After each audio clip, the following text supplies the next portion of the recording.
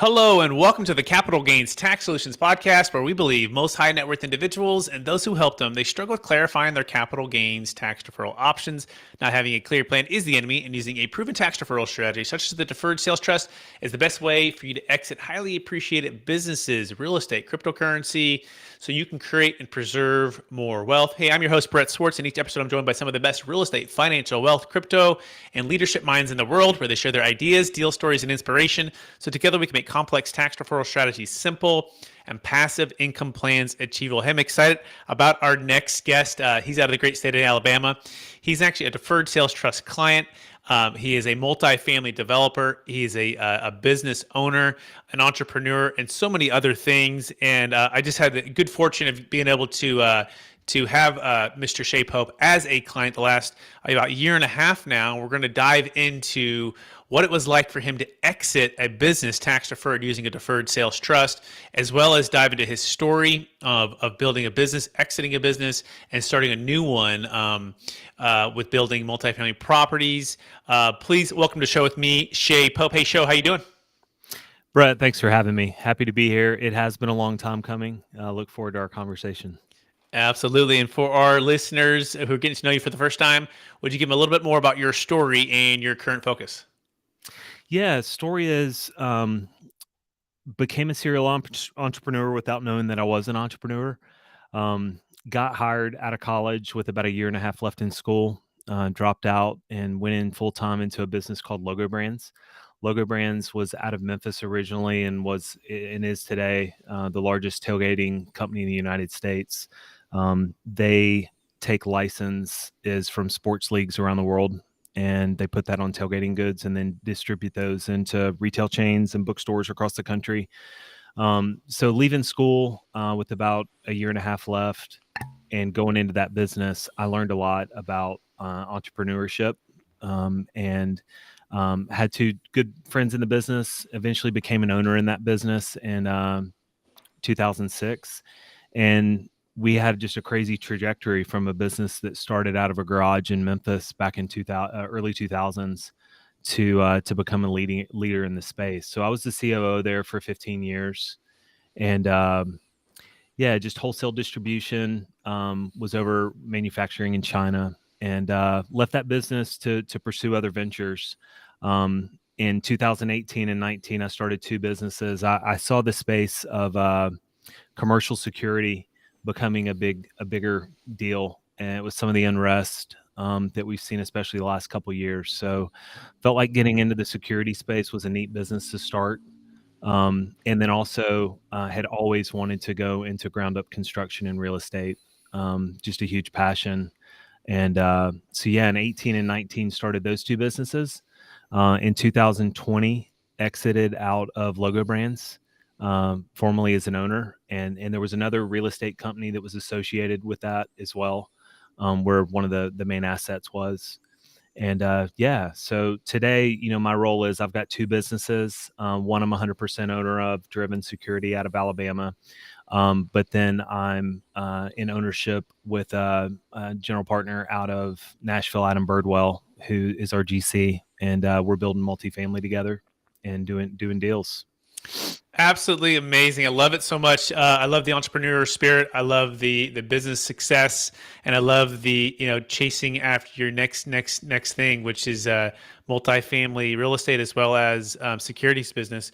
Very, very cool. Before we dive into the topic, which is exiting a business tax deferred using a deferred sales trust and everything that the Graceway Group is doing with multifamily investments, I do want to take one other step back and help our listeners get to know you a little bit better. I want you to go back perhaps to your high school days or early college days. I believe we've all been given certain gifts in this life, Shea, and these gifts have been given to us to be a blessing and help to others. Some people call them strengths. Some people call them superpowers. I'm curious, what are those one or two gifts that you believe you were given, and how does that help, how you help and bless people today? Yeah, I'm a man of faith. I got saved by God's grace in 2003. And I think I've been given primarily the gift of persistence. I will fight when I just don't have any energy left to fight. And through the good times and bad times, especially when we're talking about, putting real estate deals together, or we're starting businesses, or we're growing up and getting through college and getting into life and marriage and kids. I'm married, got 4 kids, been married for 15 years. And for me, the one thing I think about with my life is just persistence. That it might not always go the way that I want it to go, but as long as I'm persistent and I never quit and I've given it everything that I can, usually the results, and I know it's cliche, but usually things are going to work out the way that they're supposed to, and you can at least live with the results. So it served me well in my life, and trying to pass it along to my kids, that's a big thing for me. That's awesome. Persistence is fantastic, and I can attest to that. And you were persistent with the due diligence process, right? Learning about the deferred sales trust. So let's pivot to that a little bit here, and maybe tell a little bit about wanting to exit, right, your logo brand's business, but having some capital gains tax, right, and looking at, oh my gosh, like how do I take what I would have paid in tax, and how do I help that to create this next business venture? So what was the maybe the biggest thing that you had to overcome when it came to sale, multi-million dollar sale, right, of a part of your interest in the business, deferring a big part of tax, and what was the biggest thing to overcome for the deferred sales trust? Yeah, I think the biggest thing to overcome with the trust was just to understand it. Truthfully, before I learned about it, there were 2 entities that we were selling out of. One had a real estate component, one didn't. And so when you're thinking about the future and, you've been in this business a long time, you want to get it right. And I remember I was down in Mobile, Alabama, and I was driving down the road on a sales trip, and I was listening to the Best Real Estate podcast, and you were a guest on Joe Fairless' show. And you were great on the podcast and very likable, trustworthy. I'm like, hey, this guy sounds legit. I like this. There were I specifically resonated with the IRS piece as far as it had been defended 14, 15 times, the structure of the DST. So I have a dear friend that in Tennessee that I trust, and he was selling out of some businesses too. And I told him about this. I was like, hey, listen to this podcast. He called me and he's like, man, let me dig into this. I was like, you are just the guy. Because when it comes to digging into things, he's so much, he's just gifted in that way. So, he did his research for a couple months. Then I did my research. We circled back up and he's like, man, I'm all in on this. And so, for me with my wife, Danielle, it really became, obviously we wanted to do a lot of reference checks with people that had kind of lived and breathed it, Brett. But, just for me, it was really simple. I got hundreds and hundreds of thousands of dollars of taxes here. I've got to pay them at some point, but why not defer them? And then that gives us the freedom and the time, because honestly, I had not done a ton of 1031s at this point to kind of go back a couple years. Right. But as I'm learning and evaluating, the DST just initially in doing my research, I'm like, man, this 1031 stuff sounds, very straightforward, but I'm an entrepreneur that doesn't like to be boxed in. And I imagine there's a lot of people like me, right, that want the freedom to not have to say, hey, I've got to do this with my money right now. And so that was kind of the biggest thing of the DST that resonated with me.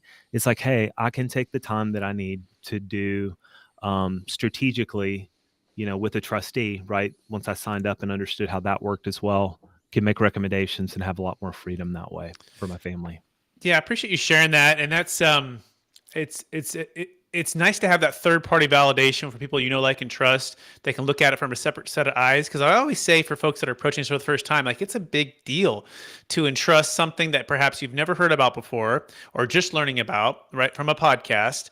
And perhaps the biggest exit you've had in it's your financial legacy and emotionally, when we're exiting highly appreciated assets, whether it be cryptocurrency, businesses, real estate, all the things that are associated with that, and then you're dealing with tax, it's almost like it's wise not to represent yourself if you're buying a house, because the emotional aspect of it can fog the logical part. And so I think that's wise that you sought that outside aspect of somebody whose skin wasn't in the game for your business sales. So just talk about that emotional part of exiting a big business, 15 years that you've been in this, and all of a sudden someone's telling you on a podcast that Joe Fairless, is interviewing me, that you could do this thing. Like what was going through your mind? How did that feel, and what helped you to overcome that hesitancy?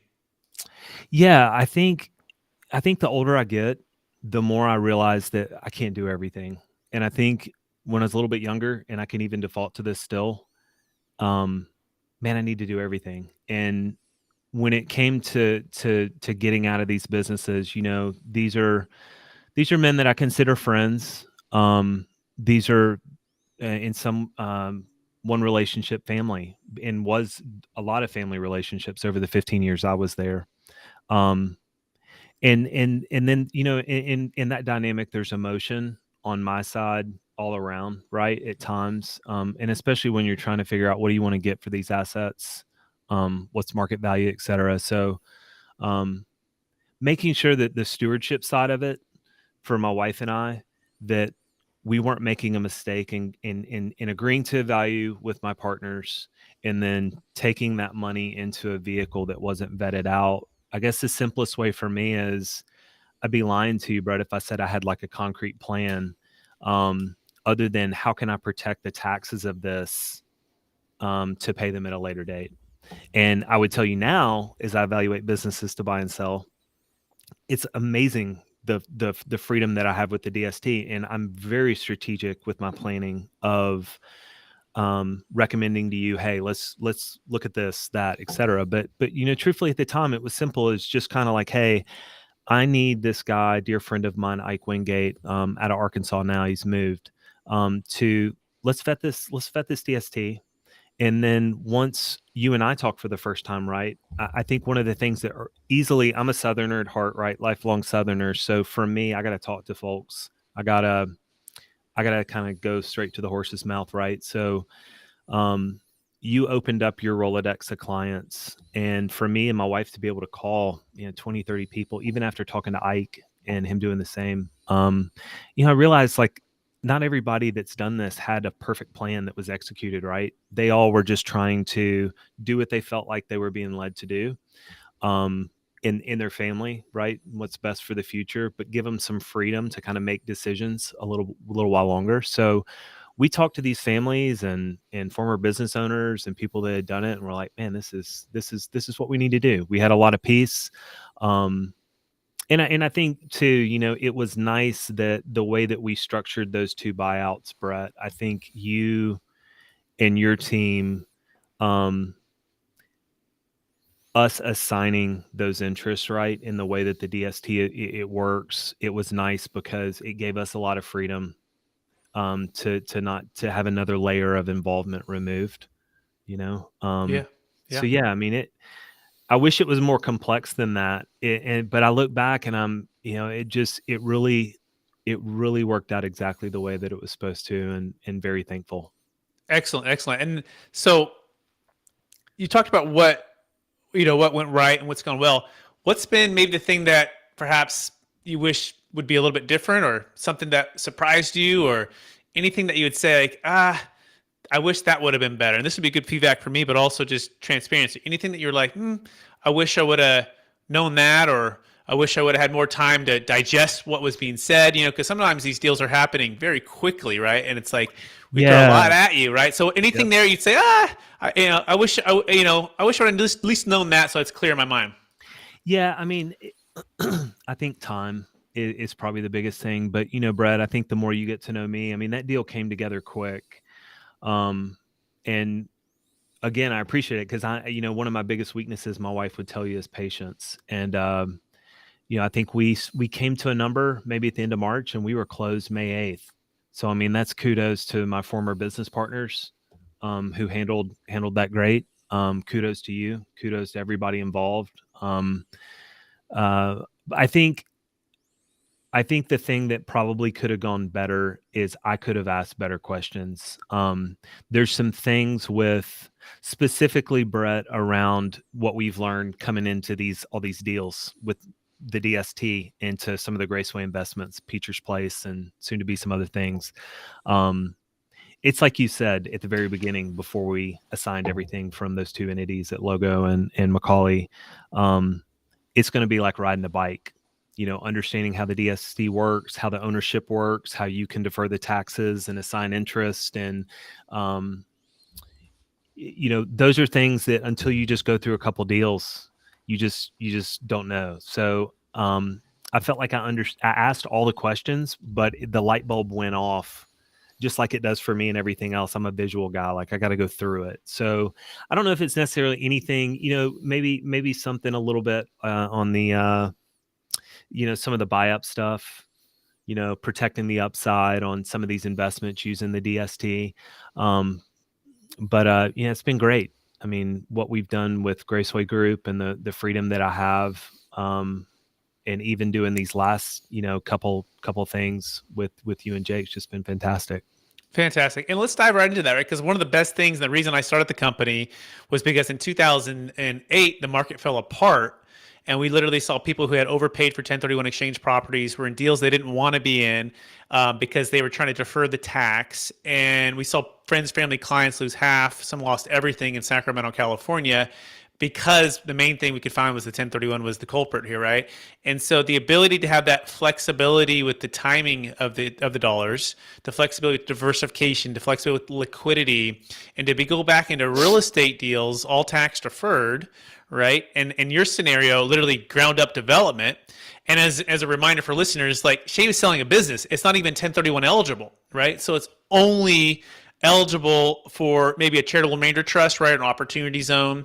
But just talk about the aspect of what you wanted to do and what you're doing now. And we're going to highlight that. And by the way, you can go to gracewaygroup.com on the 72 units that you're building in Clarksville, Tennessee, ground up development, and how the Deferred Sales Trust has been able to fund a part of that project.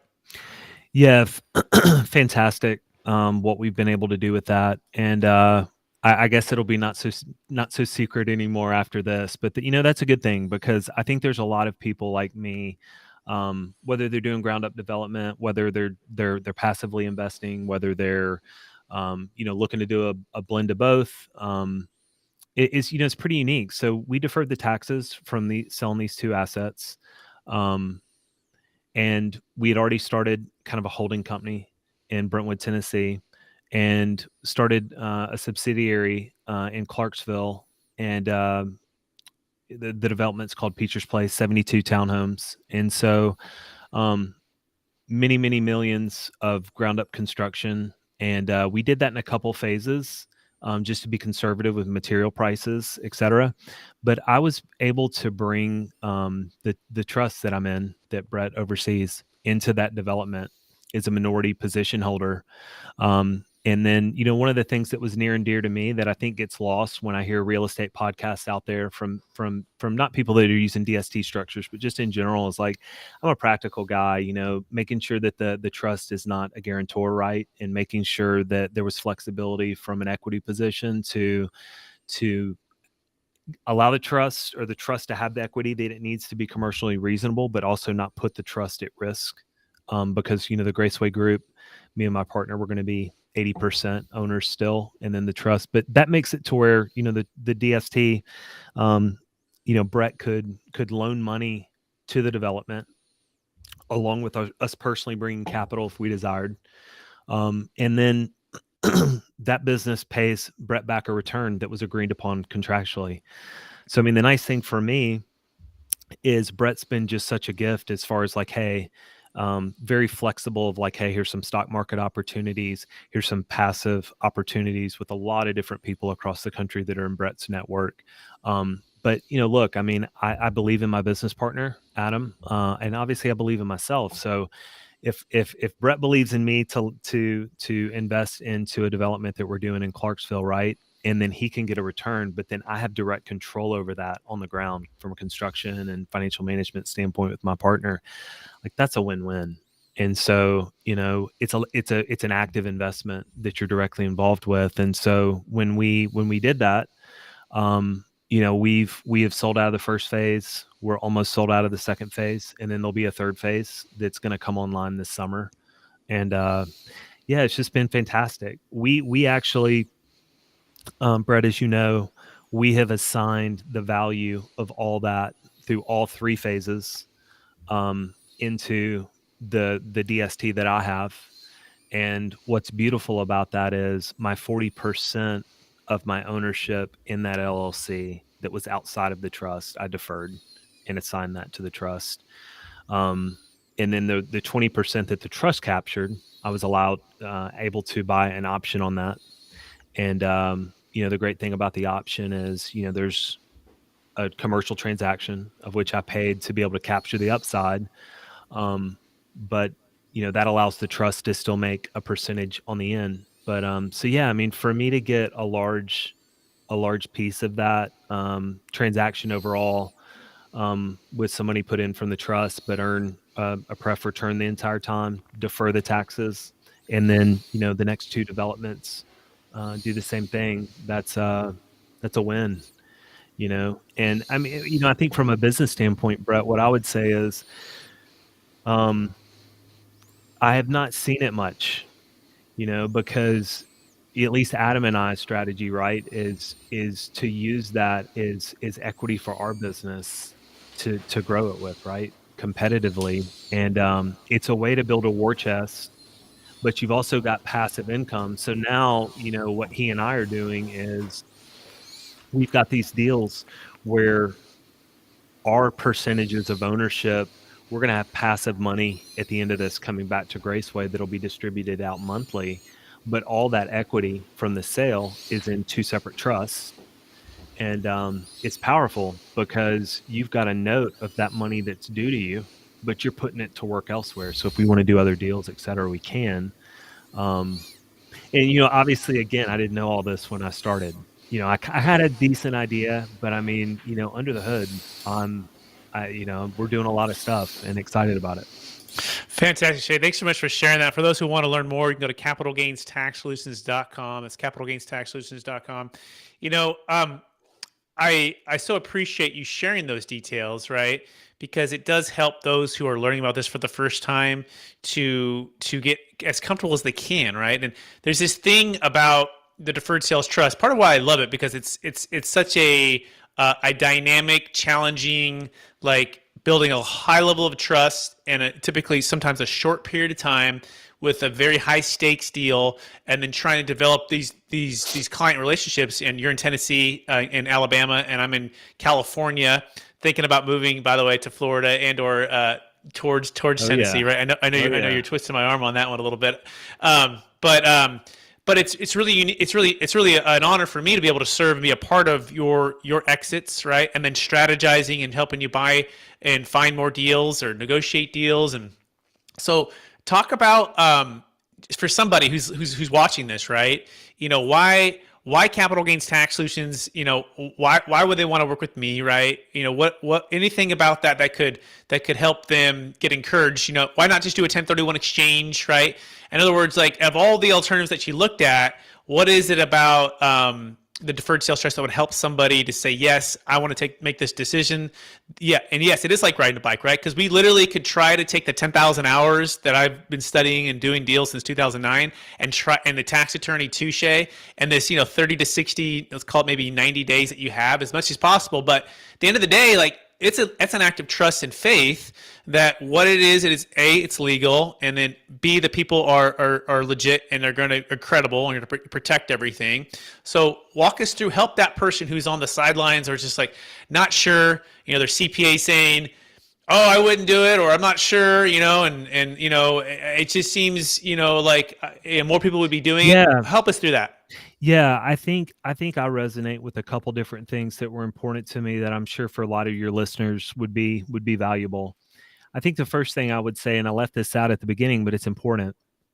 I had an attorney and I had my CPA going back almost 20 years.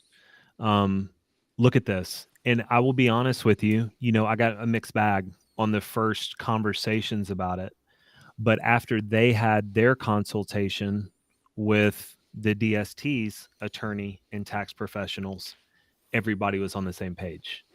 And that CPA group out of Nashville is one of the biggest in the Southeast. Phenomenal people, and I'll tell you, they've I don't want to speak for them, but they've been very encouraged, even a year or two later, at the way the installment sales stuff has been reported. and everything's checked the box on their side. So, I think that's important for listeners to hear is like, bring your people.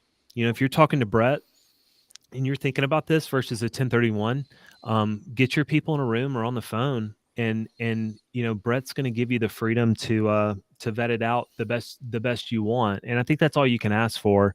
I think another thing that I would bring up that was important for me is, it's a principle that I don't always do 100% on a fill all the time, but like the do unto others as you would want done to you, out of Matthew. And my big thing on the reference calls was, when has Brett let you down? But when has Brett done what he says he was going to do? Done what he said he was going to do. And, the examples were just like, okay, this is a guy I can trust. This is a guy of character.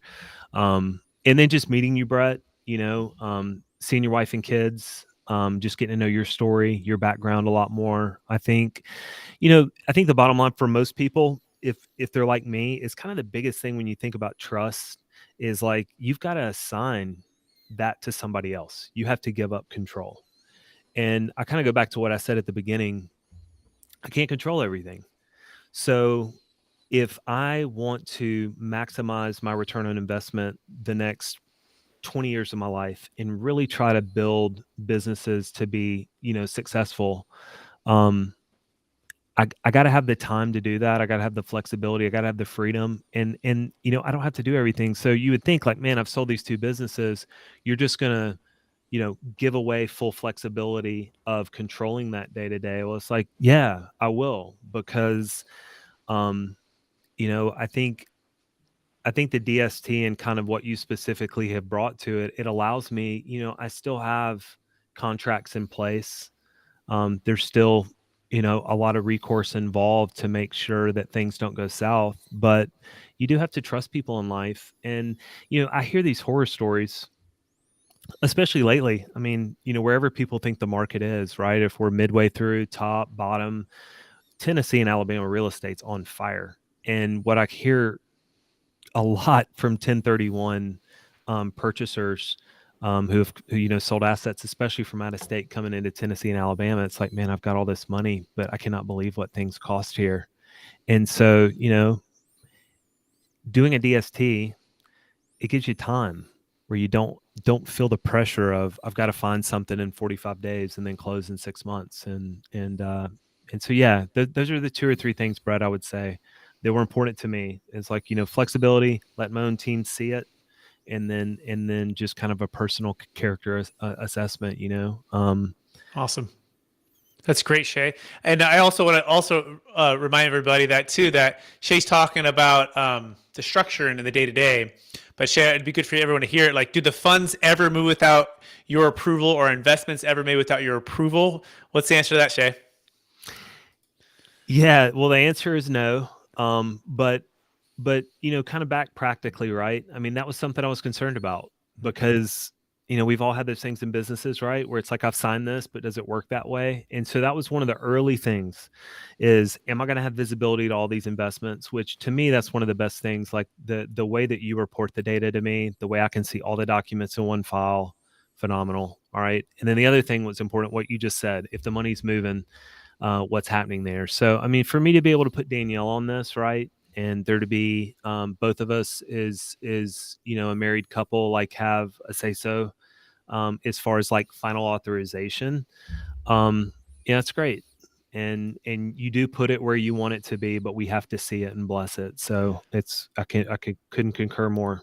Fantastic. Thanks, Shea, for sharing that testimonial and the feedback. And that means the world to us. And hopefully listeners are getting some more confidence. And they go to capitalgainstaxsolutions.com if you want to schedule one-on-one time with me to assess if it could be a good fit for you. You can also join our mastermind. It happens every Friday by going to capitalgainstaxsolutions.com. You can join us. We have clients on there. In fact, Shea, I'm going to encourage you to join this next mastermind to also share. And by the way, Shea and I are going to be doing a breakout session at the Best Ever Conference that's coming up here in Colorado. It's Joe Fairless and his team. I have the honor of speaking on stage, and then of which I'll be giving a shout out for Shea as for a Graceway Group as well. The next day on Friday, the 25th, we're going to do a breakout session where I'm going to be on a panel with Shea and a couple others going through, and I call it geeking out on tax deferral, right? On the Deferred Sales Trust, and basically an open forum. Anyone's invited. They can see us live and in person. And so if you want to learn more about that, you can go to capitalgainstaxsolutions.com, where we have a discount code of 15% off of that ticket. But that being said, Shea, I want to switch over to the Graceway group and what you're doing over there, kind of the vision for that and the potential opportunity for those who are interested, right? Being that you are, an Alabama, Tennessee, native expert in areas and building and development. And I'm excited to bring you up folks that are open to that, because let's face it, in California and these other states, it's hard to make sense of any deals. But the fact that you are building and new construction and selling for great prices, just walk through a little bit about Graceway's vision and the opportunity for people who might be interested. Yeah, I mean, the vision of Graceway, it's exciting. From the beginning, we started that place in a Cracker Barrel in Tennessee, Brett, over some good old eggs and bacon and all that stuff. And Adam is a guy that I've known for many years, and he was transitioning away from a construction company, and the timing was perfect for us to kind of jump in both feet. And so Graceway Group is our tagline and mission statement is partnering for the future. What does that mean? We each have 4 kids. He's got 4 boys. I've got a girl and 3 boys. And so what are we leaving them? What's our legacy to them? Are we just out, syndicating deals, building deals, selling deals, leasing deals? Or are we thinking about our kids and leaving them something that they can take over someday? And we just align from a vision standpoint of like, man, we both love real estate and construction, but partnering for the future means a lot for our families, right? But then also, if people are ever coming to us with their money, I go back to what I said from Matthew about doing to others you want done unto you.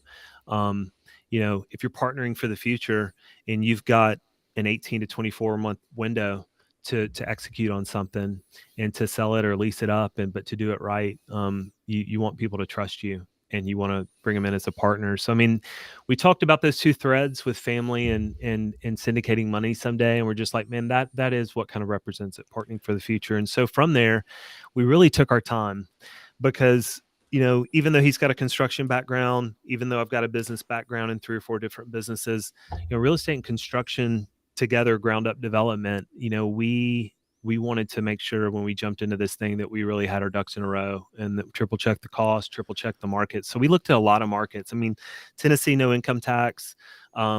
We started this business 2 months before COVID hit the U.S. in February of 2020. So here we are thinking, oh man, we're going to knock this out of the park, and then COVID hits. But the blessing of COVID is there's a fine line in everything. I mean, it gave us additional months to like drive these communities with not a lot of people out and about.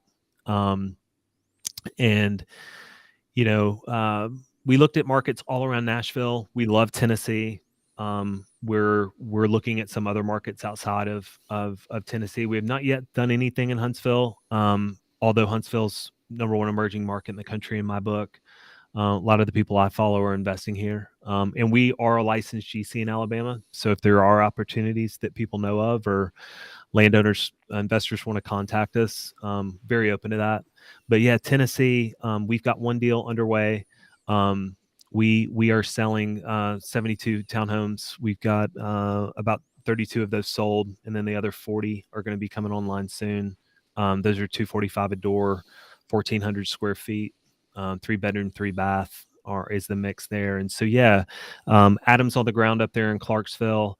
And we're building these for sale. And I think to kind of give you some context on that, Brett, it's important at the onset of this first deal, right? We wanted to kind of stabilize the company, make sure beyond the DST that I've got personally, that the company is flush with cash and ready to go into other deals. And so some of the other deals that we're looking at are in and around Nashville. We have I think a really good deal for us right now is we've got multiple landowners that are coming to us under 100 acres that are wanting us to do single family for rent. Some are wanting to do a townhome, high-end residential mix with like 1 acre lots, about 4,000 square feet. But we're open to the deals that make sense. we're not out chasing a bunch of deals. We think that, especially going to this show this month, there's some things that we want to learn on the syndication front. We want to, button up. But yeah, I mean, I think what makes us unique, to kind of round out my thoughts, is that we're ground up, and we're in the hottest market in the country. I mean, I lived in Nashville for 12 years, Tennessee for 27, in Memphis, and it just could not be a better market with the amount of companies and Phenomenal. businesses that are moving in there. So it's an exciting time, and we hope to get you in Tennessee, by the way. Yeah, You and me your too. family. That'd be so amazing if we can make that happen. So thank you so much, Shay, for sharing that. By the way, you can learn more about that by going to thegracewaygroup.com. It's thegracewaygroup.com. That being said, we're running out of time. Shay, are you ready for the lightning round? I'm ready. All right. Knowing what you know now, if you can go back to your 25-year-old self, what's the one golden nugget make sure to tell yourself to do? Be patient. Great. Number 2, what's the number one book you've recommended or gifted the most in the past year? Think and Grow Rich. Number 3, what's the number one leadership quote or theme that you strive to live by? Do unto others as you would want done unto you. Next one would be, what are you most curious about right now? I am the most curious about sponsorship in deals, how that looks, what that represents in different asset classes, how to balance equity positions as a developer and show grace there, but be fierce when it counts to kind of make sure that your company's protected. So yeah, that's a big thing I'm researching right now. Fantastic. And the last thing is this: after all your success in logo brands and a driven security business and Graceway Group, with the Deferred Sales Trust, your family, everything, right? How do you most stay centered in your values? What kind of habits are you practicing, right? And how do you stay encouraged to charge forward and reach for even higher heights? Yeah, I think two things. I mean, I think for me, from a faith standpoint, that's important to me. Prayer, which out of prayer, I've got a good circle of people around me that I'm really transparent with. I'm in a CEO group in Huntsville, through an organization called C12.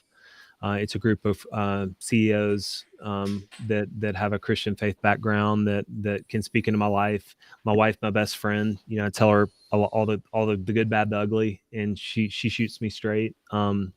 We've got a good church, and then just a couple, dear friends. I mean, Brett, you're a guy that I consider to be a friend. And I think, while we don't go into deep personal stuff, right? Like from a business standpoint, you shoot me straight. And, I've got a couple friends that on all fronts do that with me. And, I think you got to have some type of way to, privately speak your issues, right? Because we all have issues. So for me, prayer is number one, but then having a close group of people that you're like, hey, am I running after all this stuff for the wrong reason? Is it about me? Is it about, something else? Or if you're, struggling, which, there's going to be people that listen to this that are like, man, this DST stuff sounds too good to be true. We all have a tendency to overthink it. Like for me, it's like, what is your personal group of people that you can trust that, that it's more than one person. There's a plurality of people that can shoot you straight. Amazing, Shay. I want to thank you for being on the show. Yeah, thanks for having me, Brett. For being, being a friend now, being a client, giving me the privilege and honor to be able to serve you and your family. I want to encourage you to keep using the gifts of persistence to help those around you and your family and your business, and Adam and your partnerships, right, and everything with Graceway to make a difference in this world and bless and be a blessing to others. And so thank you so much for being on the show. And I also want to thank our listeners for listening to another episode of the Capital Gains Tax Solutions podcast. As always, we believe most high net worth individuals and those who help them, they struggle with clarifying their capital gains tax deferral options. Not having a clear plan is the enemy, and using a proven tax deferral strategy when exiting a highly appreciated business, cryptocurrency, real estate, stock, GP positions, carried interest, save a failed 1031 exchange.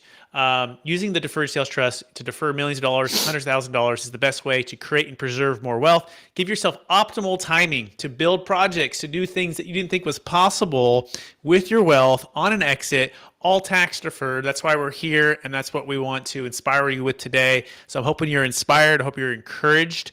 By the way, I want to invite you to our free mastermind every single Friday by going to capitalgainstaxsolutions.com. We're talking cryptocurrency, the deferred sales trust, and real estate is the main theme right now. But it's an open forum, open opportunity to ask questions, bring on your CPA, bring on your financial advisor, whomever, to learn about this so they can feel great about it. And also, if you're at the Best Ever Conference, please come up and meet me and Shea. We'd love to see you there. That's happening February 24th to the 26th. You can get your discount code by going to capitalgainstaxsolutions.com. Thanks so much, everyone, for listening. Please rate, review, subscribe. Please share this with somebody who can encourage today, and we'll talk to you again.